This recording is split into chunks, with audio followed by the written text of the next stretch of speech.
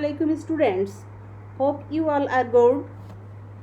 আজকে আমরা লেকচার 6 এর পার্ট 2 যেটা স্পেসিমেন কালেকশন অফ ব্লাড এর আলোচনা নিয়ে এসেছি।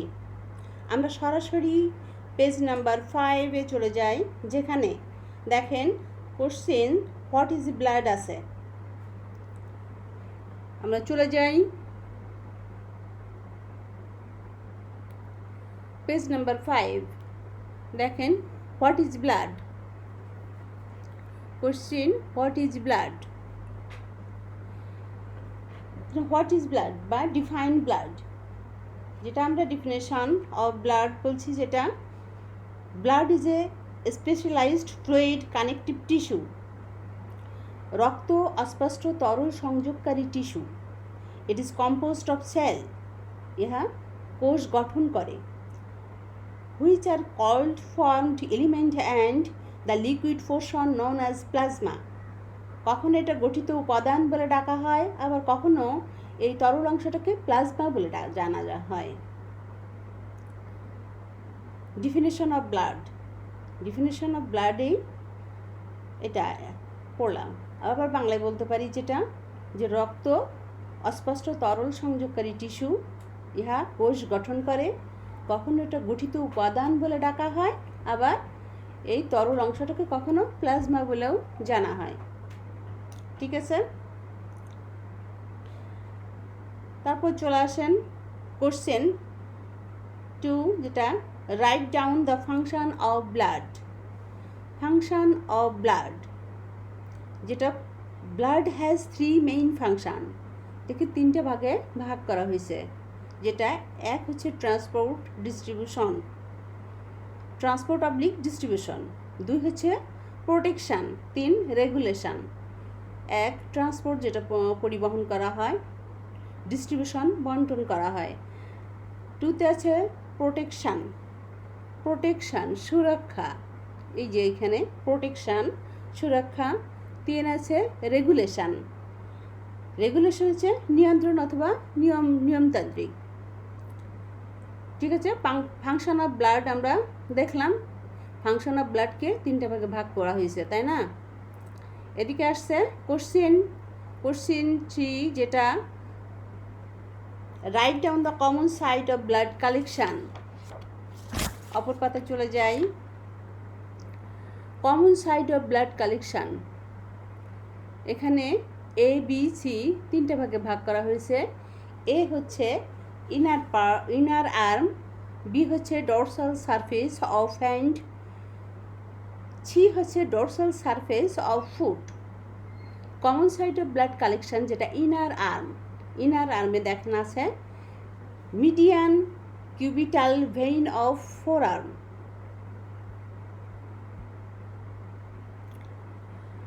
Cephalic vein, basilic vein, radial vein. যেটা medium cubital vein of forearm, যেটা আমাদের কোণের ভাঁজ থেকে উপরে শোল্ডার পর্যন্ত যে অংশটুকু, ওই অংশে দেখবেন যে ভিতরের দিকে মোটা যে ভেইনটা, ওইটা হচ্ছে মিডিয়াম কিউবিটাল ভেইন অফ ফোরআর্ম। আরেকটা হচ্ছে সেফালিক ভেইন। আপনারা সবাই জানেন সেফালিক ভেইনটা বিশেষ করে আমরা কি ব্লাড প্রেশার দেখি যে ভেইনটাতে। ব্যাসিলিক ভেন, ব্যাসিলিক ভেনটা ওই সেফালিক ভেনের পাশেই মোটা যে ভেনটা। আর রেডিয়াল ভেন, রেডিয়াল ভেন যে রেডিয়াল আলনা যেটা আছে, ওখানে দেখবেন যে মোটা যে ভেনটা, ওইটা হচ্ছে রেডিয়াল ভেন। বিতে আসেন ডরসাল সারফেস অফ হ্যান্ড, যেটা সুপারফিশিয়াল ডরসাল ভেইন, যেটা হচ্ছে হাতের উপরে যে কোণের উপরে যে ভেইনটা, যেটা আছে সরাসরি মোটা ভেনের পাশে যেটা আছে, সেটা হচ্ছে superficial dorsal vein. Dorsal venous arch, যেটাকে বলা হয় হাতের পাতার উপরে যে ভেইন, হাতের পাতার উপরে দেখবেন যে মোটা যে ভেইনগুলো, ওইটা হচ্ছে ডরসাল ভেইন আর্স, ভেনাস আর্স। ব্যাসিলিক ভেন, যেটা বলা হয়েছে যে সেফালিক ভেনের পাশেই যে ভেইনটা মোটা, ওইটা হচ্ছে ব্যাসিলিক ভেইন। আর একটা সেফালিক ভেইন, সেফালিক ভেনটা তো আমরা পড়েছি আগেই, ওই একইটাই হাতের উপরের অংশে যেখানে আছে ওটাই সেফালিক ভেন। রেডিয়াল আলনার উপরেও ওই ভেনটা মোটা হয়ে চলে আসছে, ওইটাই হচ্ছে সেফালিক ভেন। ছিতে আছে দেখেন C, dorsal surface of foot, dorsal surface of foot, dorsal arch, যেটা পায়ের পাতার উপরে যে ভেইন, পায়ের পাতার উপরে দেখবেন যে মোটা একটা ভেইন, মোটা মোটা ভেইন, সেটা হচ্ছে ডরসাল আর্স। আর ডরসাল প্লেক্সাস, যেটা হচ্ছে পায়ের পাতার উপরে যে মানে যে মানে পায়ের পাতার উপরের অংশে যে মোটা ভেইন উপর থেকে নিচের দিকে চলে আসছে, ওটা হচ্ছে ডরসাল প্লেক্সাস ভেইন। আরেকটা হচ্ছে গ্রেট সেফানাস ভেইন, যেটা পায়ের পাতার গ্রেট সেফানাস ভেইনটাই হচ্ছে পায়ের পাতার উপরে যে ভেইনটা, মোটা ভেইন, ওইটা হচ্ছে গ্রেট সেফানাস ভেইন। আর ডরসাল প্লেক্সাস হচ্ছে পায়ের পাতার নিচে, নিচেই দেখবেন যে নিচে কিছু কিছু যে পাতা, পায়ের পাতার যে নিচের সারফেসটা যদি পাতলা পাতলা হয়ে যায়, দেখবেন যে ওখানে কিছু ভেনের মতো নীল নীল দেখা যায়, ওইটাই হচ্ছে ডরসাল প্লেক্সাস। এই ডরসাল সারফেস অফ ফুট বুঝতে পারছেন। এবার আসেন যে কোশ্চেন হচ্ছে what is properties of blood, what is properties of blood, ব্লাডের বৈশিষ্ট্য কী? যে কালার, এখানে আছে colour, what is proportion of blood, নিচে আছে কালার রেড, আপনার ব্র্যাকেটের মধ্যে হচ্ছে due to haemoglobin, due to haemoglobin, হেমোগ্লোবিনের কারণেই ব্লাডের রং কিন্তু লাল। সেখানে আছে 1 2 3 4 করে আছে। 1 নাম্বার দেখেন আছে নাম্বার 1, যেটা ভলিউম মানে আয়তন, average volume of blood in normal adult is 5 litre, সাধারণত প্রাপ্তবয়স্কদের রক্তের গড় পরিমাণ 5 লিটার হয়। Volume, volume, average volume of blood in normal adult is 5 litre. 2তে আছে পিএইচ, পিএইচ ইজ টু 7.4, যেটা পানিতে হরত্বের পরিমাণ থাকে 7.4। পানিটা আপনি যে পানিটাই নেবেন না কেন, সেই পানিটা 1 গ্লাস পানি হোক, এই 1 গ্লাসের মধ্যেই আপনার পানির পরিমাণ ধরেন, ওইটার মধ্যে আপনি স্কেল দিয়ে ওর হরত্বের পরিমাণ হবে 7.4। Number 3, specific gravity of total blood is 1.052 to 1.061, যেটা বলা হয়েছে শরীরের টোটাল ব্লাডে যদি অনুপাত করা হয় তাহলে ব্লাডের আপেক্ষিক ঘনত্ব হবে 1.052 to 1.061। ওকে। নাম্বার 4, ভিসকসিটি, যেটা ঘনত্ব, blood is 5 times more viscous than water, blood is 5 times more viscous than water। বলা হয়েছে ঘনত্ব, ব্লাড পানি থেকে 5 গুণ ঘনত্ব হয়, ব্লাড রক্ত, যে পানির যা ঘনত্বটা তার থেকে রক্তের ঘনত্ব 5 গুণ বেশি হয়। আমরা চলে যাই অপর পাতায়, চলে যাই। আসুন কোশ্চেন কি আছে দেখা যাক এখানে।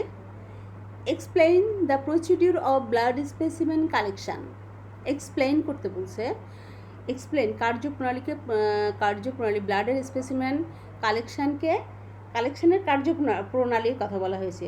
অথবা how will you collect blood specimen for laboratory examination, যে ল্যাবরেটরিতে আমরা স্পেসিমেন কালেকশনটা কীভাবে পরীক্ষা করি। Procedure of blood specimen collection for routine examination, routine এক্সামিনেশনের মধ্যে এ এবং বি ভাগ করা আছে। এতে দেখেন ম্যাটেরিয়ালস, বিতে প্রসিডিউর। এতে ম্যাটেরিয়ালস মানে উপকরণ, কী কী উপকরণ লাগে। এখানে আছে টার্নিকুইট, দেখতে পাচ্ছেন টার্নিকুইট আমরা সবাই চিনি, যেটা যখন ভেন না পাওয়া যায় তখন আমরা এই টার্নিকুইট ছোটো ছোটো স্যালাইনের ওই ছোটো সেট, যেটা ছোটো একটা অংশ দিয়ে টাইট করে চেপে ধরে বেঁধে যে ভেনটা বের করা হয় সেটা হচ্ছে টার্নিকুইট। স্মল ম্যাকিনটোস আমরা সবাই চিনি, ম্যাকিনটোস যেটা গায়ে পরে নেওয়া হয়, কভার, গায়ের একটা কভার মানে রাবার কভার দেওয়া হয়। তারপর syringe 3 ml, 5 ml, 10 ml।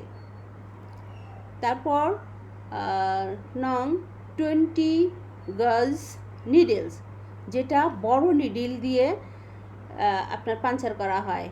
Alcohol swab আছে, দেখেন আপনার সিরিঞ্জ, যখন আমরা একটা ইঞ্জেকশন প্যাকেট ভেঙে দেখি যে ওর মধ্যে ছোট্ট একটা কাগজের মতো অ্যালকোহল একটা সোয়াব প্যাড থাকে, যেটা দিয়ে আমরা সোয়াব দিয়ে ইঞ্জেকশন দিই। আর একটা ডিসপোজেবল গ্লাভস যেটা আমরা সাধারণত কী বলি, স্টাইল যে গ্লাভসগুলো।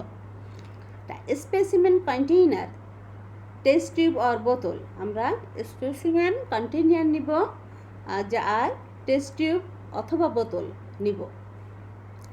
ল্যাবরেটরি রিকুইজিশন ফর্ম, সাথে আমাদের কি থাকবে, সাথে থাকবে ল্যাবরেটরি রিকুইজিশন ফর্ম, যে ফর্মে আমরা সব কিছু লিখব, আমরা কি নিলাম, কি কি লাগলো, কি কি করতে হবে, এগুলা ল্যাবরেটরি রিকুইজিশন ফর্ম। যেটা হচ্ছে স্টাইল গজ প্যাড 2 ইঞ্চি ইন্টু 2 ইঞ্চি, স্টাইল গজ কিছু প্যাড থাকে, সেগুলো 2 ইঞ্চি টু 2 ইঞ্চি পরিমাণ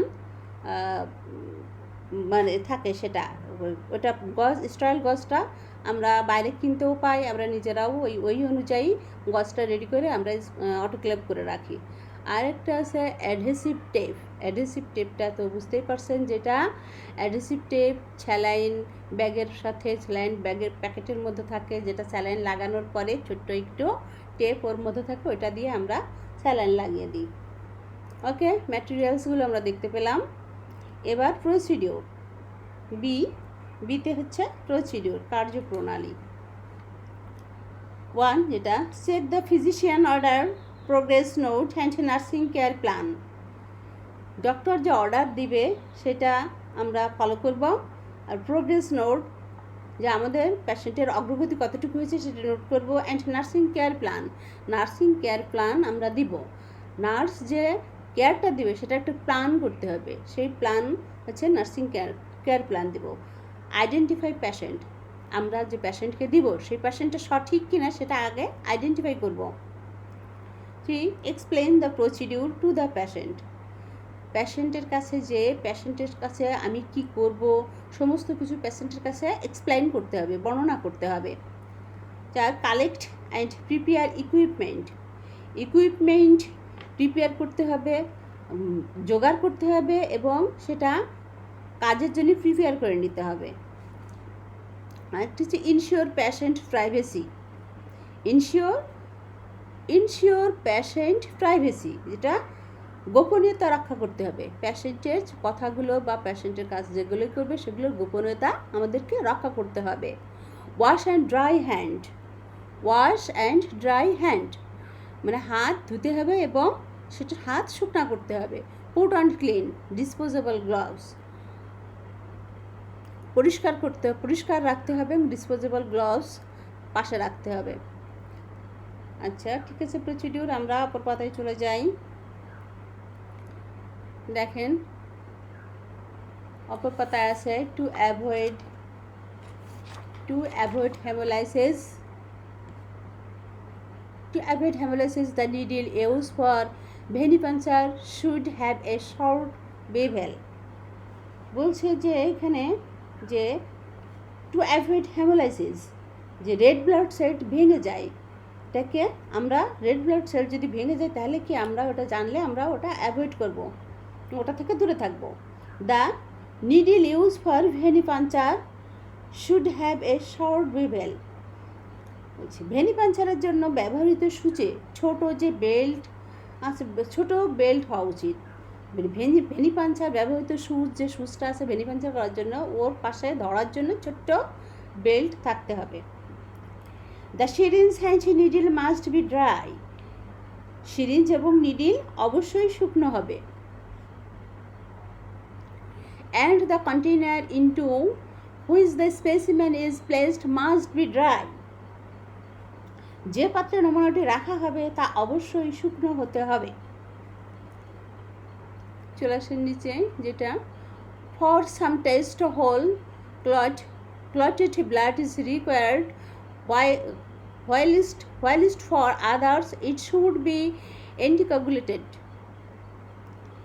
কিন্তু পরীক্ষার জন্য সম্পূর্ণ জমাট রক্তের প্রয়োজন, যেটা কোয়াগুলেটের সাথে ভালোভাবে মিশ্রিত থাকে। so that the laboratory may obtain the fraction of the blood for examination that they require.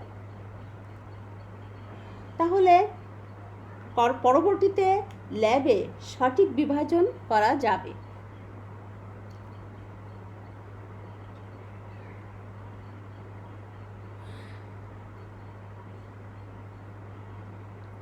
তারপর আসেন, each laboratory should issue specimen bottles containing the correct anticoagulation for its test with instruction to the quantity of blood required.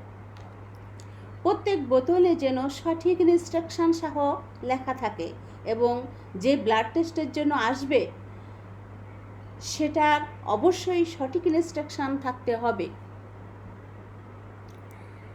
Heparin পরবর্তী আসেন নয়, heparin, potassium oxalate and sodium citrate and fairly common anticoagulant. এখানে বলা হয়েছে fairly common anticoagulant, যে heparin, potassium oxalate and sodium citrate are fairly common anticoagulant, যে heparin, potassium oxalate কিন্তু সবগুলোই anticoagulants। তারপর আসেন for blood sugar estimation chloride is added to the tube to prevent the disappearance of the sugar from the blood. Blood sugar আলাদা করার জন্য fluoride নামে reagent টিউবে অ্যাড করা হয় যেন রক্তের মধ্যে চিনি হারিয়ে না যায়। ওকে, এরপর আসেন, once the blood has been added to the anticoagulant, it must be inverted gently so that it is thoroughly mixed with the specimen.